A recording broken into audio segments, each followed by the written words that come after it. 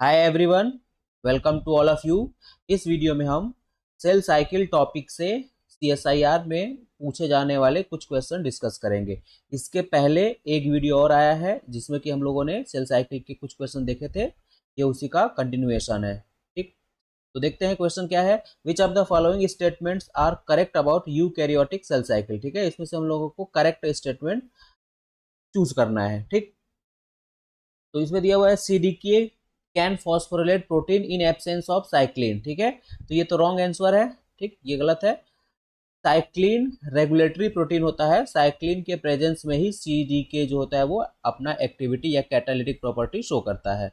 ठीक, CDK can be inactivated by phosphorylation, तो ये सही है। कुछ पर्टिकुलर स्पेसिफिक पॉइंट पे सीडीके का फॉस्फोरिलेशन होता है तो वो इनएक्टिव हो जाता है। अगला है degradation of cyclin is required for sale cycle progression, तो ये भी सही है। सेल साइकिल में हर एक फेज में सीडीके का जो अमाउंट होता है वो लगभग बना रहता है, कांस्टेंट बना रहता है। साइक्लिन जो होता है इसका साइक्लिक रूप से सिंथेसिस और डिग्रेडेशन होता है। ठीक, तो सेल प्रोग्रेशन के लिए साइक्लिन का डिग्रेडेशन जरूरी है। ठीक है, रिक्वायर्ड। आगे है CDK are not involve in chromosome condensation, तो जो सीडीके होते हैं वो क्रोमोसोम कंडेंसेशन में इन्वॉल्व होते हैं। ठीक, तो यहाँ पे नॉट दिया है तो ये भी गलत है। तो कौन सा हो गया, क्यू और आर जो है वो सही है। तो राइट आंसर क्या हो जाएगा, डी। ठीक है, क्वेश्चन नंबर थर्ड का राइट आंसर क्यू और आर, ये दोनों क्या है, ये दोनों सही है। आगे उसी को लिखा गया है CDK can indeed be inactivated by phosphorylation at specific inhibitory sites। ठीक है, कुछ स्पेसिफिक इनहिबिटरी साइट्स होते हैं जहां पे कि उनका फॉस्फोरिलेशन होता है तो सीडीके जो होते हैं वो इनएक्टिवेट हो जाते हैं। ठीक, जैसे एग्जांपल में है phosphorylation of CDK1 at tyrosine 15 inhibits its activity. ठीक है, एक ये हो गया। आगे है CDK1 in complex with cyclin B play a role in promoting chromosome condensation during mitosis. ठीक है, तो ये क्रोमोसोम कंडेंसेशन में क्या होता है, हेल्प करता है सीडीके कॉम्प्लेक्स। अगला क्वेश्चन है which protein is known as guardian of the genome. ठीक है, ये कौन सा प्रोटीन है जिसको गार्जियन ऑफ द जीनोम कहते हैं, जो कि बहुत स्पेसिफिक कैरेक्टर को कंट्रोल करता है सेल साइकिल में। ठीक, and is critical in regulating cell cycle. ठीक है, और सेल साइकिल को रेगुलेट करता है। तो इसमें कौन सा आंसर इसका राइटिंग, तो P53। ठीक है, P53 प्रोटीन जो है उसको गार्जियन ऑफ द जीनोम कहते हैं और ये सेल साइकिल को रेगुलेट करता है। देख लेते हैं उसी को कैसे करता है। तो जब नॉर्मल कंडीशन रहता है, अनस्टेट स्टेट रहता है, तो P53 का कॉन्सेंट्रेशन जो रहता है वो लो बना रहता है, कम होता है। ठीक है, P53 protein maintain at very low level. ठीक है, बहुत कम लेवल पे होता है। ठीक है, क्यों, क्योंकि उस समय उससे MDM2 जुड़ा रहता है जो उसका यूबीक्यूटिनेशन करके उसको डिग्रेड करते रहता है, जिससे उसका कॉन्सेंट्रेशन जो होता है वो कम बना रहता है। ठीक, लेकिन जब स्ट्रेस कंडीशन आता है, स्टेट आता है, मान लीजिए डीएनए में कुछ डैमेज आ गया, तो उस कंडीशन में क्या होता है, उस कंडीशन में एटीएम, ठीक है, और CHK A1 ये जो होते हैं वो MDM से मिल करके उनको इनएक्टिवेट करते हैं, और इनएक्टिवेट करते हैं तो जिससे P53 जो होता है वो उसका कॉन्सेंट्रेशन बढ़ जाता है, और जब उसका कॉन्सेंट्रेशन बढ़ जाता है तो उस कंडीशन में वो क्या करता है कि अपना फंक्शन परफॉर्म करता है, डीएनए सेल साइकिल को अरेस्ट करता है और डीएनए डैमेज को रिपेयर करता है। ठीक है, P53 जो होता है ये ट्यूमर सप्रेसर प्रोटीन है। ठीक है, P53 जो है ये ट्यूमर सप्रेसर प्रोटीन है। ठीक है, ये ट्यूमर बनने को सप्रेस करता है। ठीक, अगला है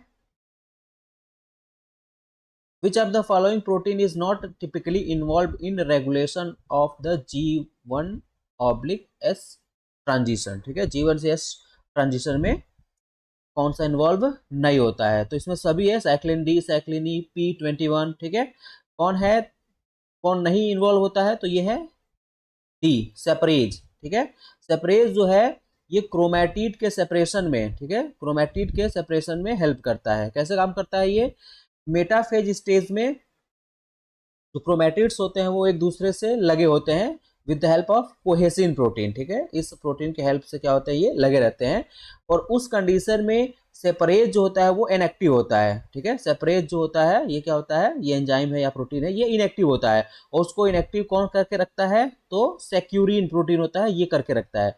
यानी मेटाफेज स्टेज में सेक्यूरिन जो होता है वो सेपरेज को क्या करता है, इनएक्टिव फॉर्म में बनाए रखता है, उससे बाइंड होकर उसको इनएक्टिव किया रहता है। और कोहेसिन जो होता है वो क्रोमेटिड्स को आपस में जोड़े रखता है, ठीक। जैसे ही मेटाफेज से एनाफेज आता है, उसमें APC/C जो है, ये जो फैक्टर है ये क्या करता है, सेक्यूरिन को डिग्रेड कर देता है। सेक्यूरिन को क्या करेगा, डिग्रेड कर देगा। और जब सेक्यूरिन डिग्रेड हो जाएगा, डिग्रेड होगा, तो उस कंडीशन में सेपरेज जो होगा वो एक्टिव हो जाएगा। सेपरेज क्या होगा, एक्टिव हो जाएगा। और जब सेपरेज एक्टिव होगा तो वो डिग्रेड कर देगा किसको, कोहेसिन को। वो किसको डिग्रेड करेगा, कोहेसिन को, ठीक है। और जब कोहेसिन डिग्रेड हो जाएगा तो जो क्रोमेटिड्स होंगे वो क्या हो जाएंगे, सेपरेट हो जाएंगे, अलग अलग हो जाएंगे, ठीक है। तो मेटाफेज स्टेज में क्या होता है, क्रोमेटिड्स आपस में जुड़े रहते हैं विद द हेल्प ऑफ कोहेसिन। उस समय सेपरेज क्या होता है, इनएक्टिव फॉर्म में होता है। और जैसे एनाफेज आता है उस कंडीशन में जो सेक्यूरिन होता है वो डिग्रेड होता है, सेपरेज एक्टिव हो जाता है। और जब सेपरेज एक्टिव होता है तो वो कोहेसिन को डिग्रेड कर देता है और क्रोमेटिड्स जो होते हैं वो सेपरेट हो जाते हैं, ठीक है। अगला क्वेश्चन है, cell cycle is controlled by, ठीक है। इसमें क्वेश्चन है cell cycle is controlled by, तो certain cyclin dependent kinases, certain inhibitory proteins, certain phosphatases, ठीक है। तो ये चारों के द्वारा कंट्रोल होता है, ठीक है। PQRS, तो इसका राइट आंसर क्या हो जाएगा, D, PQRS। Cyclin dependent kinases, CDKs, inhibitory कुछ प्रोटीन्स होते हैं, ठीक है, जैसे P21 हो गया, P53 हो गया, और फास्फेटेजेस, ये क्या करते हैं, ये सेल साइकिल को कंट्रोल करते हैं। आगे है, in in the cell cycle, अभी चार ऑप्शन है। M phase is both the most complex and longest phase, तो ये नहीं है। There is a Z0 phase in equilibrium with G1 phase, ठीक है। तो ये वाला जो है यही ऑप्शन आपका सही है। G1 फेज जो होता है G0 फेज के साथ इक्विलिब्रियम में रहता है, ठीक है। यहीं से जो सेल होता है वो G0 फेज में एंट्री करता है या G1 फेज में एंट्री करता है, ठीक। तो ये हो जाएगा बी, क्वेश्चन नंबर 7 का बी हो जाएगा आंसर। अगला है, which of the following combination of statements regarding maturation promoting factor is true, ये बताना है कि MPF जो है इसके लिए कौन कौन सा स्टेटमेंट सही है। Amphibian MPF in amphibians regulate cell cycle, MPF in amphibians is composed of cycling and CDK, MPF in amphibians undergo periodic degradation, cyclin है तो होगा ही, MPF in amphibians undergo periodic phosphorylation, ठीक है। तो ये चारों ऑप्शन सही है, ठीक है। तो क्वेश्चन नंबर 8 का जो राइट आंसर हो जाएगा ये हो जाएगा डी। इस क्वेश्चन का राइट आंसर है डी, PQRS, चारों सही है, ठीक है। सेल साइकिल को रेगुलेट करता है, साइक्लिन और CDK होता है, ठीक है, पीरियोडिक डिग्रेडेशन होता है और इनका इनका पीरियोडिक फॉस्फोरिलेशन भी होता है। अगला है, DNA was isolated from 3 sample of normal human cells. In each of these sample, cells were at different stage of cell division. ठीक है, पहला सैंपल है cell were in G2 phase, cells were in anaphase, cells were in telophase, ठीक है। G2 phase में है, anaphase में है और टीलोफेज में है। अब इनसे हम लोग क्या किया, DNA सैंपल को आइसोलेट किया गया। DNA isolated from which of this sample confirm to Chargaff rule, ठीक है। तो चारगाफ रूल क्या होता है, 1:1 रेशियो होता है, ठीक है। 1:1 रेशियो होता है प्यूरिन और पायरेमिडीन का, ठीक है। प्यूरिन और पायरेमिडीन का 1:1, यानी जितना G होगा उतना C कंटेंट होगा और जितना कि A होगा उतना ही T कंटेंट होगा, ठीक है।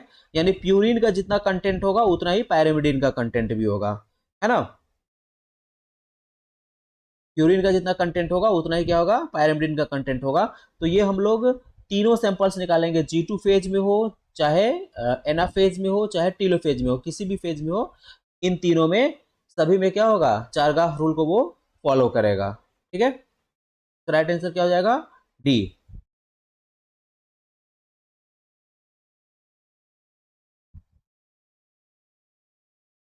पहले वाले सैंपल में भी होगा, दूसरे वाले सैंपल में भी होगा और तीसरे वाले सैंपल में भी होगा। आगे है, इस चार जो भी DNA कंटेंट होगा पहले दूसरे और तीसरे सैंपल में सब चारगाफ रूल को फॉलो करेंगे। अगला है, most human cells most human cells are diploid with total DNA content of 2C, ठीक है, डीएनए कंटेंट 2C है। The DNA content increase to 4C before the onset of mitosis, ठीक है, जब एस फेज होता है तो 2C जो अमाउंट डीएनए का जब रेप्लिकेशन होता है तो अमाउंट क्या होता है 4C हो जाता है, ठीक। At anaphase the DNA content of each cluster will be, ठीक है, क्या हुआ कि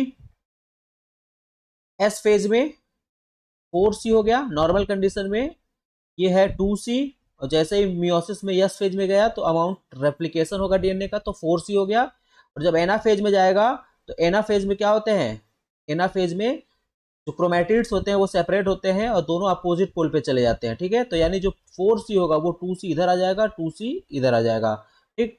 तो at anaphase the DNA content of each cluster will be 2C, ठीक है, क्या होगा 2C।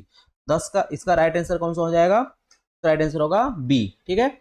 2C से स्टार्ट हुआ सेल जो है वो 2C मतलब डीएनए का अमाउंट हो गया, फिर ये यस फेज में जाएगा तो ये हो जाएगा 4C, और 4C से जब ये माइटोटिक फेज में जाएगा और जब एना फेज में चला जाएगा तो एना फेज में क्या होता है, डीएनए जो होता है या क्रोमैटिन जो होते हैं, क्रोमेटिड्स होते हैं वो सेपरेट होते हैं, जब सेपरेट होते हैं तो हाफ इधर जाएगा हाफ इधर जाएगा, तो 2C, तो ईच क्लस्टर में कितना होगा 2C होगा, ठीक है। अगला है cell cycle is controlled by, ठीक है, इसमें बताना है cell cycle is controlled by, तो change in concentration of CDK, change in concentration of cyclin, change in concentration of both cyclin and CDK, change in activity of CDK, ठीक है, ये चार ऑप्शन है, इन चार ऑप्शन में बताना है कि इनमें से कौन सा सही है, ठीक है। तो अभी हम लोगों ने पहले देखा था कि सीडीके का जो कंसंट्रेशन होता है वो लगभग बना रहता है ना, कॉन्सेंट्रेशन बना रहता है, साइक्लिन का कॉन्सेंट्रेशन जो होता है वो ऊपर नीचे होता रहता है, तो इसका जो राइट आंसर हो जाएगा वो पी को छोड़ दिया जाए हम लोग तो क्या हो जाएगा सी, QRS, ठीक है, QRS, ठीक है, एक्टिविटी इसका चेंज होते रहता है सीडीके का, कॉन्सेंट्रेशन दोनों का चेंज होगा ऊपर नीचे, ठीक है, अकेले सीडीके का कंसंट्रेशन चेंज नहीं होता है, तो यहाँ पे हो जाएगा QRS, 11 का जो आंसर होगा वो होगा सी। आगे है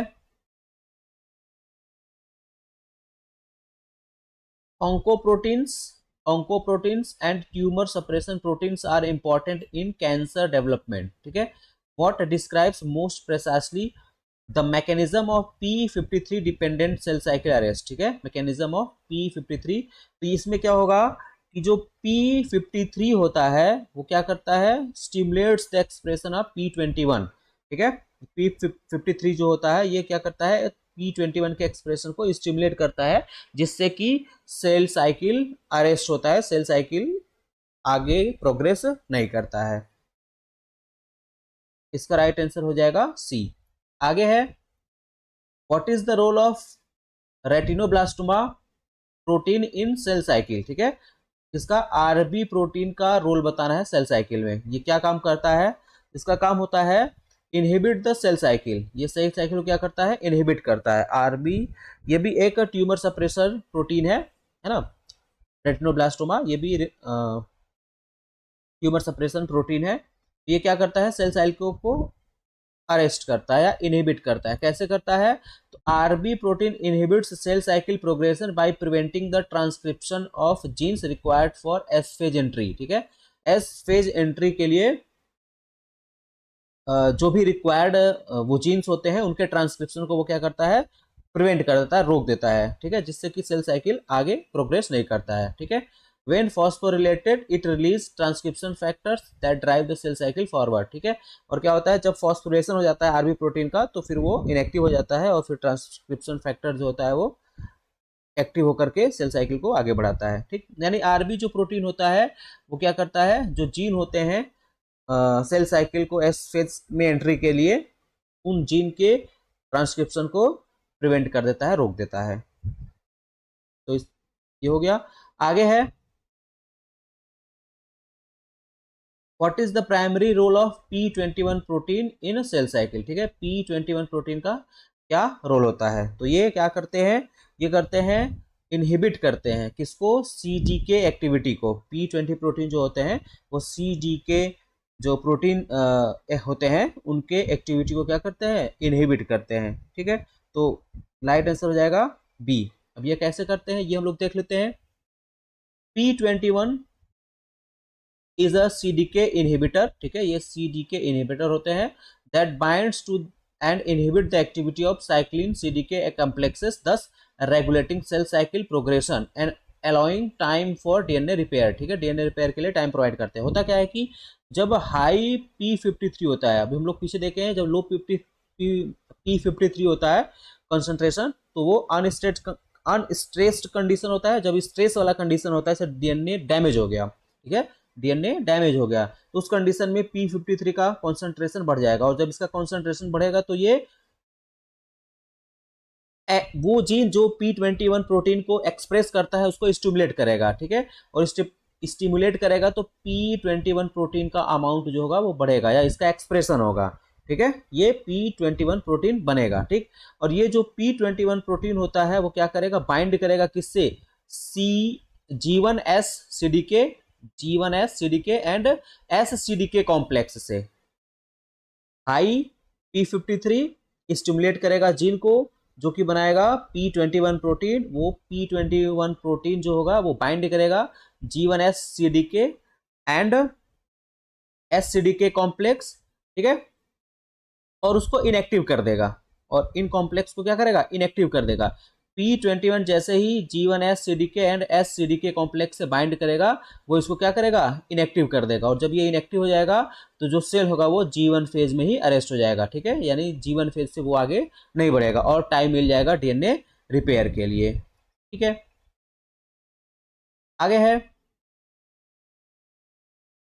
how does P53 induce cell cycle arrest in response to DNA damage. तो ये अभी हम लोगों ने पहले देख लिया है ना, इसका आंसर क्या हो जाएगा, इसका हो जाएगा बाय इंक्रीजिंग P21 एक्सप्रेशन, ठीक है, जैसे ही P53 का कॉन्सेंट्रेशन यहाँ पे बढ़ा था, हाई P53 कॉन्सेंट्रेशन हुआ था, फिर वैसे ही P21 प्रोटीन बना, फिर वो आगे का एक्टिविटी हुआ, ठीक है। तो इस वाले का जिसके पहले था उसका भी आंसर यही हो जाएगा, ठीक, वही दिया हुआ है। P53 induces the expression of P21 which inhibits cyclin CDK complexes leading to the cell cycle arrest and allowing time for DNA repair, और जिससे कि डीएनए रिपेयर के लिए टाइम मिल जाता है, ठीक। तो अगला है P53 a tumour suppressor gene, ठीक है, P53 a tumour suppressor gene. अब इसको बताना है, located on chromosome 17 encodes 53 kilodalton protein, checks the cell cycle progression in the G1 phase, termed as guardian of genome, ठीक है, ये बताना है P53 के लिए। तो इसमें ये चारों ऑप्शन सही है। ये P53 ट्यूमर सप्रेसर जीन जो है वो क्रोमोसोम 17 पे लोकेटेड होता है, ठीक है, वो 53 किलोडाल्टन प्रोटीन को इनकोड करता है, ठीक है, G1 फेज में वो सेल साइकिल प्रोग्रेशन को चेक करता है, ठीक, और उसको हम लोग क्या बोलते हैं, गार्जियन ऑफ जीनो। तो ये चारों ऑप्शन सही है, तो इसका राइट आंसर हो जाएगा डी, ठीक है। तो ये रहा कुछ क्वेश्चन सेल साइकिल टॉपिक से, और आपको कैसा लगा ये वीडियो इसके बारे में आप बताइएगा, है ना। तो फिर हम लोग कुछ और क्वेश्चन डालेंगे अगले टॉपिक से, ठीक है, कुछ और टॉपिक रहेगा उससे हम लोग करेंगे। तो आज के लिए इतना ही रहने देते हैं, थैंक यू।